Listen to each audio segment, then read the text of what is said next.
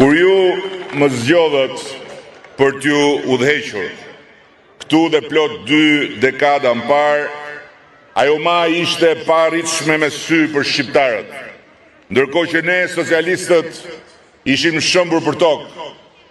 Rruga jonë për të fituar zemrat dhe mendjet e Shqipërisë nisi nga një mjegull e ftohtë e një disfate të rëndë. Na kërkoi kohë, energji, mund të madh dhe mbi të gjitha karakter të pathyeshëm edhe përballë thyrjeve më të forta.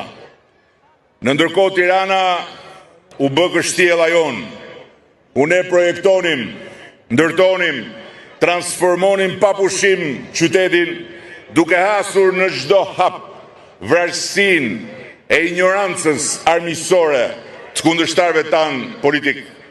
Çfarë nuk bën dhe çfarë nuk na bën, derisa e morën dhe Tiranën, me pahirin e një grabitje të pabesueshme, pasi u bën të tërë bashk, me kuq, me maç e me minj.